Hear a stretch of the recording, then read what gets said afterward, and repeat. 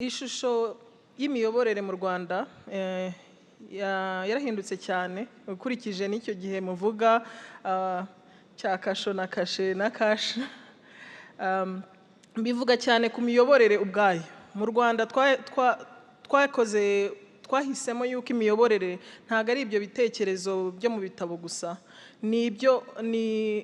uyisanga imiyoborere myiza uyisanga mu buzima bwa buri munsi bw'umuturage. Iyo imiyoborere myiza, inzego zikora, serivisi itangirwa neza ku gihe, umuturage akumva ijwi rye rikumvikana kandi akumva yubashywe anarinzwe. Amateka yacu nk'uko mubivuze n'urwo rugero rwa Burugumestre, dufite amateka mabi cyane aho mu myaka myinshi mbere ya Jenoside yakorewe Abatutsi hari iyo miyoborere mibi, inzego zidakora, niyo zikoze serivisi zikazitanga mu buryo bw'ivangura.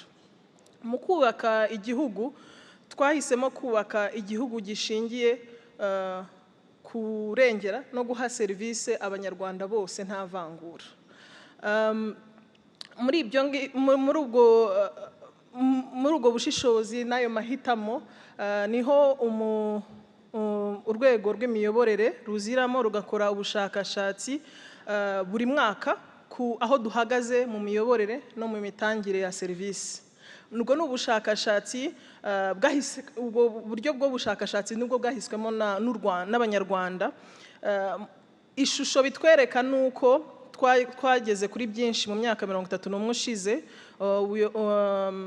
Imiyoborere igenda neza, inzego zirakora, hari n'icyo cyizere hagati y'abaturage na leta. Ariko bikanatugaragaza ko hari ahantu tugikeneye gushyiramo imbaraga cyane mu mitangire ya serivisi, kuko bigaragara ko iyo umuturage ubu ngubu asigaye abasha kujya mu ishuri, benshi bajya mu ishuri bakagira ubwo bumenyi, bagakoresha ikoranabuhanga, n'ibyo bitegerereza ku mitangire ya serivisi biriyongera bikanahinduka. Aho umuturage yishimiraga ko serivisi zihari, ubu ngubu agenda arenzaho akavuga ati ndashaka ko yego serivisi zirahari ariko se ziranoze, zirihuse, zinanteza imbere, zinakoresha n'ikoranabuhanga. Nabyo ni ibintu bakomeza basaba.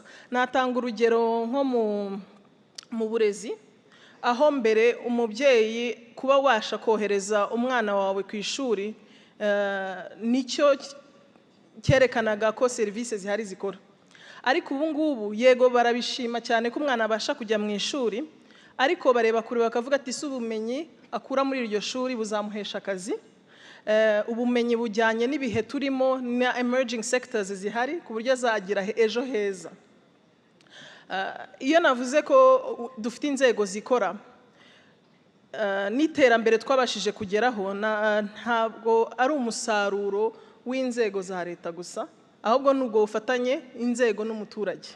Natanga urugero rwo mu hagati y'ibihumbi 2008 n'ibihumbi 2011, aho u Rwanda rwabashije gukura abasaga miliyoni mu bukene. Ibyo inzego mpuzamahanga zabyise igitangaza.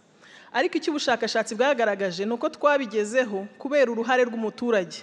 Abaturage twarigizemo uruhare rukomeye, kuko binjiraga muri gahunda za leta mu igenamigambi, bagatanga ibitekerezo, bagagira iyo ownership y'izo gahunda zose za leta, cyane cyane nka gira inka cyangwa kubakira abatifashije.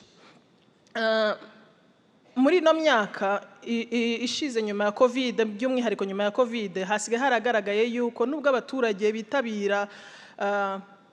bitabira gahunda za leta, uko bitabira gahunda nk'umuganda, inteko z'abaturage byaragabanutse, cyane cyane mu rubyiruko, ntago bikiri nk'uko byahoze.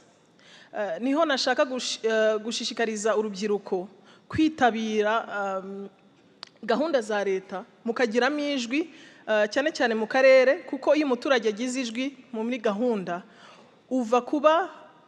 ukanagira n'iyo ownership kuri izo gahunda za leta, ukanatanga n'uwo umusanzu wawe, uva kuba umugenerwabikorwa ukaba umufatanyabikorwa na leta.